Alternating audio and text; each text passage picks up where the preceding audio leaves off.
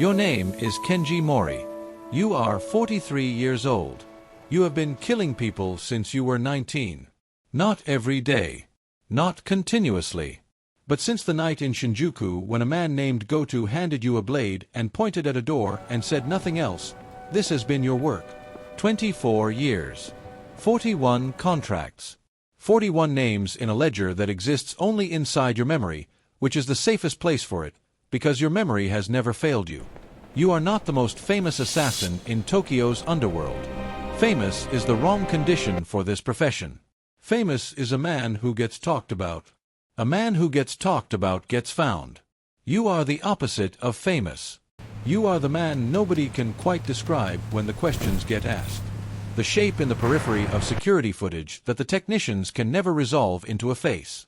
The name that surfaces in certain conversations as a rumor and sinks again immediately, the way a stone sinks in the canal near your apartment in Please Nakameguro. don't! Get in In the the room. specific Okay, vocabulary of the now! Satogumi, you are a shadow blade.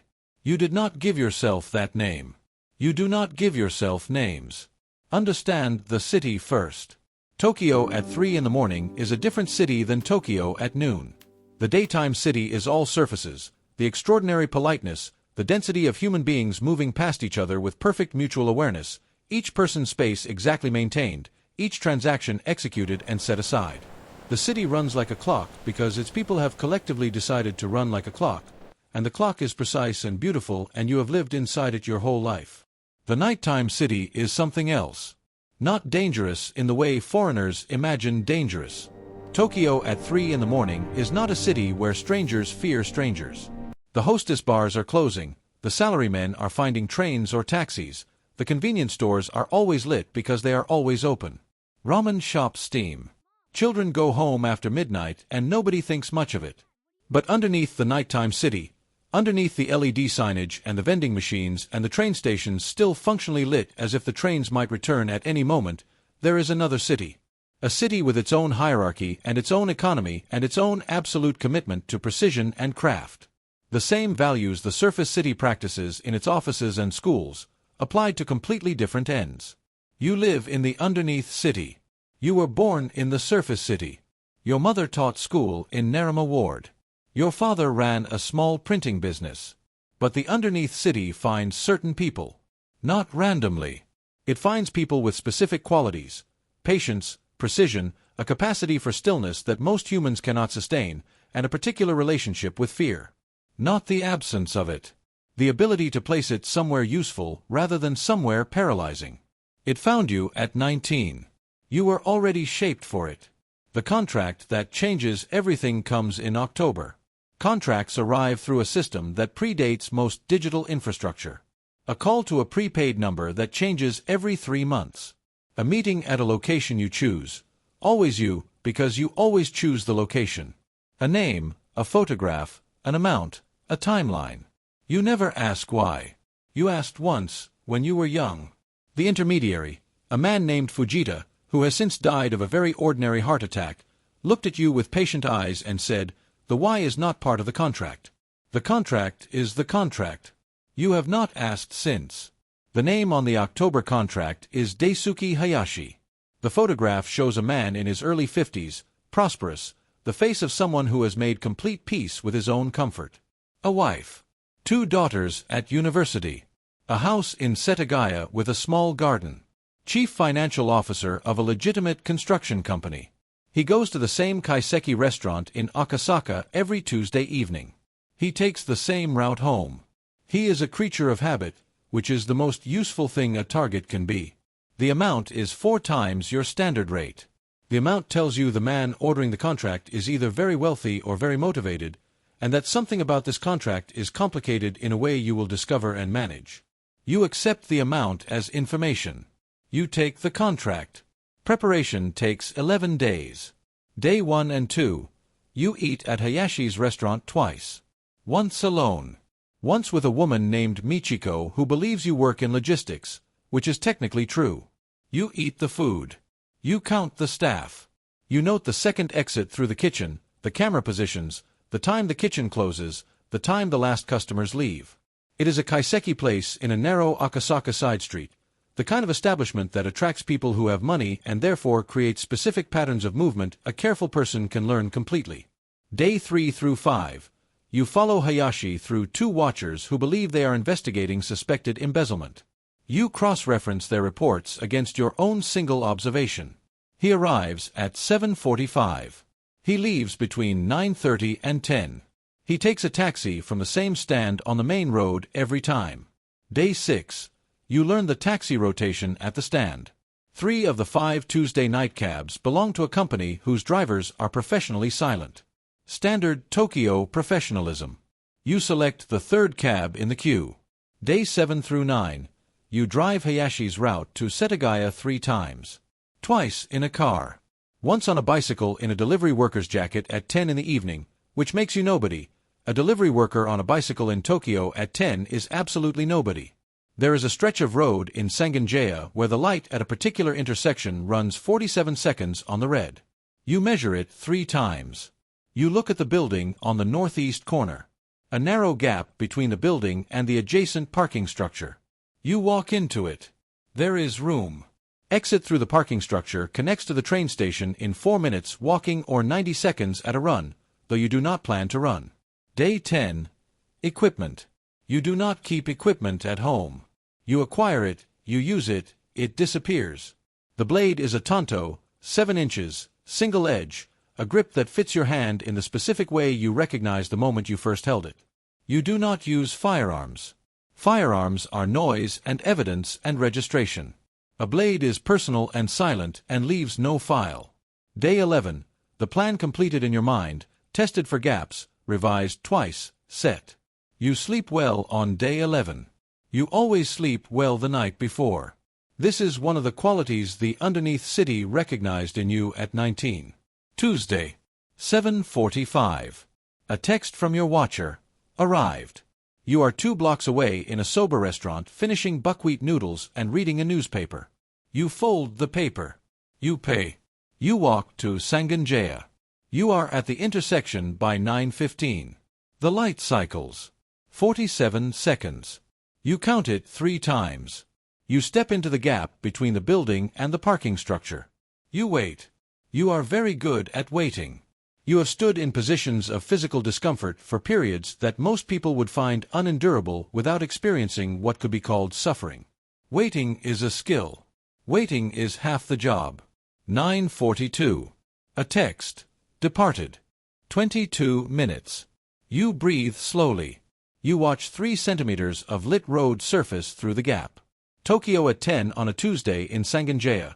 A woman's laughter from a bar on the next block, a train somewhere, a bicycle bell, a dog that barks once and stops. 10:03.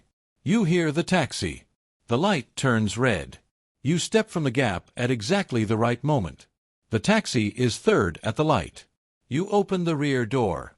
Hayashi turns toward you, not with alarm, with mild surprise, the specific mild surprise of a man encountering a small social misunderstanding. You say, "Excuse me, wrong car," with the mortified quality of someone who has just made a minor social error, because in Tokyo a man who has made a minor social error is absolutely not a threat. He is comprehensible. Hayashi is already converting his surprise into reassurance. He is about to say something formal and understanding. He does not finish the thought. The work takes less than 3 seconds. The door closes. You walk away from the taxi at the pace of a man collecting himself after mild embarrassment. The light turns green. The taxi moves. The driver does not know what has happened in his back seat. He will know in approximately 4 minutes. You are in the parking structure. 3 minutes and 40 seconds to the station. You take the Tokyu Denentoshi line to Shibuya. At Shibuya, you transfer to the Yamanote line. You ride 6 stops, going nowhere in particular, letting the motion of the train and the faces of the other passengers reset whatever the work resets. A salaryman asleep against the window. 2 young women sharing a phone screen. An old man with a thick novel. The train smells like the city, coffee and cleaning solution and the faint electric smell of the rail system. You have ridden this train your whole life. You get off at Shinjuku. The Oyabun of the Satogumi is a man named Ryu Sato, 67 years old, running the organization since his father died of pneumonia 19 years ago. He does not wear loud suits or conduct business in smoky rooms. His personal office is in a building in Nishi Shinjuku that also houses a dental clinic and a small accounting firm. It looks exactly like the office of a man who has never done anything interesting. He calls you in the day after the Hayashi contract. You sit across his bare desk. A small ceramic tea set between you. He pours. You accept. He says, "There is a new situation." You wait. He says, "It involves someone inside." He says, "There are people in this organization providing information to the Osaka syndicate." He does not say the syndicate's name. He says, "This is not a normal contract. This is different." You say, "How different?" He says, "The target is someone you know." He says a name. Takahiro Nishi. 45 years old. Chief of Operations. 26 years with the organization. 11 of those years, one of 6 people in Tokyo who knows who you are and what you do. He recruited you at 22, after the arrest, after the charges that dissolved when certain witnesses became unavailable. He sat across from you and said, "You have a specific talent. We have a specific need." He is not your friend. You do not have friends in the underneath city. But he is the closest thing to a colleague this profession produces. He has passed you contracts for 11 years. He asked after your mother when she was ill 2 years ago in the formal way that underneath city men ask about each other's families. You look at Ryu Sato. You say, "When?" He says, "End of the month." You say, "I need everything you have." He tells you, 20 minutes. 3 payments from Osaka accounts. 2 documented meetings. A list of compromised names. You understand what happened to the compromised names without him completing the sentence. You stand. You bow. You leave. You walk for a long time. This is unusual. You do not walk aimlessly. But you walk through Shinjuku, past Kabuki-cho, past the hosts in their suits outside the club entrances, past the police box where an officer does paperwork under warm light, until you reach the quieter streets on the western edge of the ward, and then you keep walking. You think about 19. You think about go-to and the door. You think about 41 contracts and the 41 intervals of 3 seconds each over 24 years. You think about what Nishi's face looked like at 22 when he said, "You have a specific talent." You think about the compromised names. People inside the organization. People who trusted the security of their structure. Dead now because information moved to Osaka. You walk until you are in Harajuku. You sit on a bench near the shrine. Past midnight. The shrine dark. Trees black against dark blue sky. You think, is the evidence true? Then you think, it has never mattered whether you believed the evidence was true. The why is not part of the contract. The contract is the contract. Then you think, but this is different. You sit for a long time. Then you stand, walk to the train, and go home. The next morning you call a number not connected to the Satogumi. A number you have kept 11 years and used twice, once for information and once for insurance. An old man named Inoue. He knows things the way certain old men in certain cities know everything, completely and without judgment. You ask about Nishi. Inoue is quiet. Then, that is a complicated question. You say, "I know. Tell me." 15 minutes. When he finishes you are quiet. Then you say thank you and end the call. You sit in your apartment above the dry cleaner in Nakameguro. The only personal objects, a photograph of your mother and a ceramic cup from a market in Kyoto 12 years ago. You sit with what Inoue told you. The evidence against Nishi was manufactured. The Osaka syndicate spent 18 months constructing a false record pointing at someone inside the Satogumi, not because Nishi is their asset, but because removing him serves them. He is the person most effectively blocking their expansion into Tokyo's eastern districts. The compromised names, the people who are dead, that information came from somewhere else. Not from Nishi. You sit with this. Then you call Sato's intermediary and name a location. A tea house in Yanaka whose owner owes you a debt that appears in no ledger.